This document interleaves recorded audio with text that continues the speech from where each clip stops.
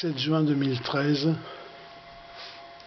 les précurseurs de Marco Polo, paroles et musique de moi.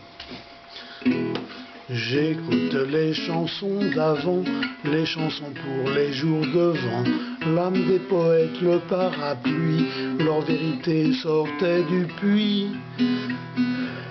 Il pleuvait fort sur la grande route de nos premières aventures, éclairées par la lumière d'août, jusqu'à l'usine des ordures.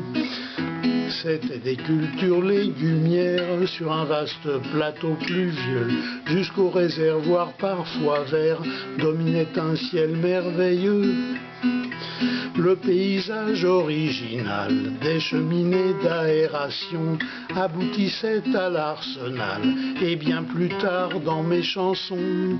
Et nous appelions la marine une friche au cœur de l'Europe, au sous-sol transpercé de mines comme des galeries de taupes. Mais on ne voyait en surface que des blocos sur terrain vague et des antennes pleines d'audace, comme des mâts parmi les vagues. Des légions de poireaux en bottes avaient investi le plateau, doux sourires glacés d'Hérodote, d'Halicarnasse sur la photo. Marchant sur les boutons de nacre et huîtres d'eau rue des Alouettes, nous posions devant le Kodak pour mes futures œuvres complètes. Nous avions une petite folie contiguë au jardin Mansa, et là je sonnais la lalie parmi les escargots soldats. Passé la pluie, je courais après ces fantassins déambulants sur mes plates-bandes toujours au frais et dégourdis quoiqu'un peu lents. Au fond je promenais mes trois berges vers les alignements de tuteurs, des haricots verts et asperges en but avec mon sécateur. Christian pilotait l'écurie d'auto rouillés et canassons, mais aux membres de la fratrie il les prêtait sans condition. Il y avait aussi un marin qui, contrairement aux usages, et quand on lui serrait la main, couinait ameutant l'équipage. À Noël sorti du sapin, nous n'étions jamais désœuvrés, allions inspecter les lapins, toujours étonnés au clapier.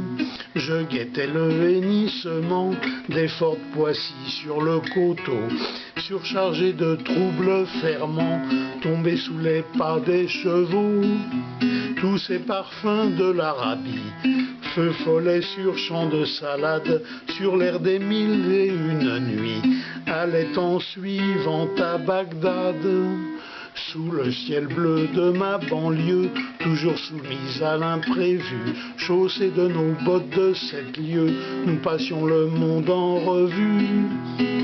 Au milieu du centre du monde et en vue de Constantinople, avant de revenir en trombe, afin de boire une eau d'Europe. Coup de théâtre et l'air badin, un peu plus vite que la musique, à pied tout au fond du jardin, nous partions pour les Amériques. Environnée de farfadets, sous l'abri de sa véranda, Madame Guillon nous regardait de sa cabane au Canada. La lune blanche de 5 heures, perchée là-haut, jouait aux cartes. Elle était là, ces dames de cœur, mais se prenait pour Bonaparte.